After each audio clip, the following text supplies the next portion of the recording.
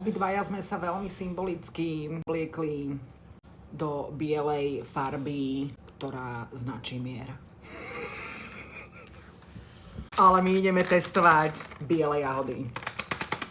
Inak na prvý pohľad, ako keby teda neboli dozreté, ale... Čo? Nechceš umiť? Čo? Však jahody. Však najprv ich unboxnem, potom ich umiem.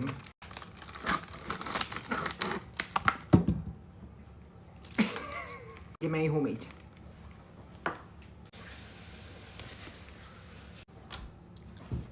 To si furt točil?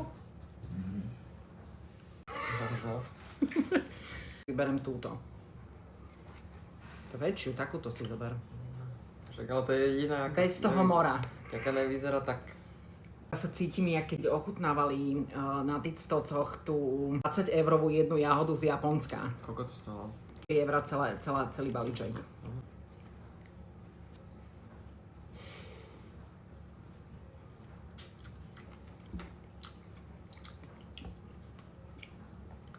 Obyčajná jahoda. Ale je to veľmi dobré na to, že to vyzerá, že to není zreté. A je to obyčajná jahoda. Za 3 euro. A čo si čakal, jakú neobyčajnú jahodu? Však ale je sladká, je perfektná. Okej, ale... Je to dobré. Je dobrá, ale však... Ale čo? 3 euro za... Asi myslíš, že normálne jahody červené stoja koľko? Možno aj tiež 3 euro, ale máš tam viac. Není si zavraj. No, dobre sú. Dievčatá nebudú spokojné. Skúsme ešte túto veľkú. O ňu sa rozdelíme.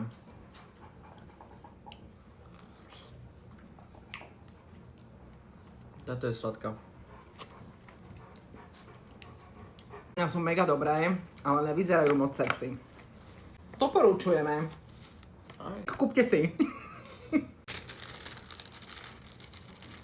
Smočík.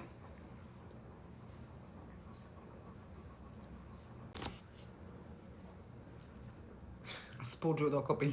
Kokos, počkaj.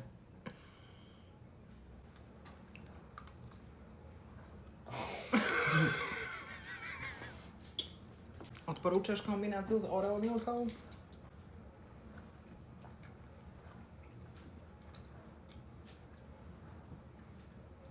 Fajn. 10 minút tu čakám na výsledok a fajn.